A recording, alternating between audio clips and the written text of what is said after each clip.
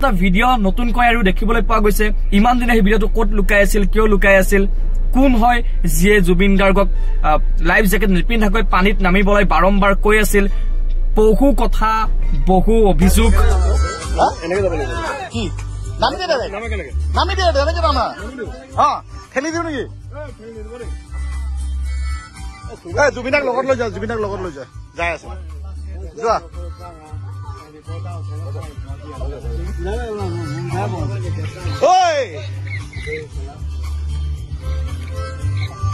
শ্যামকানু মহন্তই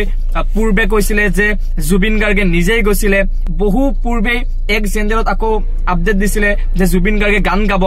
যদি গানে গায় তেনেহলে নিজে কেনেকৈ গৈছিল যদি নিজে গৈছিল তেনেহলে গান কিয় গাব মুঠৰ ওপৰত সকলো খেলি মেলি সকলো ইজনৰ লগত সিজনৰ কথাবোৰ মিলা নাই নিমিলা গতিকে ইয়াত এটা ভয়ংকৰ চক্ৰান্ত আছে বুলি নিশ্চিত হ'ব পাৰি কিয়নো জুবিন গাৰ্গক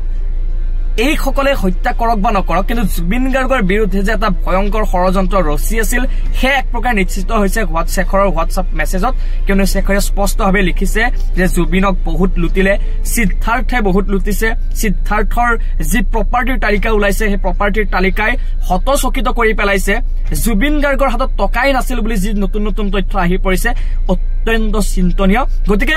জুবিন গাৰ্গক মাৰ্ডাৰ কৰিছে নাই হে এটা অন্য প্ৰসংগ কিন্তু দীৰ্ঘদিনৰ পৰা যে জুবিনক মানসিকভাৱে অত্যাচাৰ কৰি আছিল কেইটামান পাখণ্ডই কেইটামান বদমাছে সেই কথা স্পষ্ট হৈছে হত্যাৰ তদন্ত বা হত্যাৰ শাস্তি হওক নহওক জুবিনক যে মানসিকভাৱে অশান্তি কৰিছিল সেই কথাৰ কিন্তু শাস্তি হ'ব লাগে তদন্ত হ'ব লাগে আজিৰ তাৰিখত অত্যন্ত গুৰুত্বপূৰ্ণ বিষয় এইটোৱে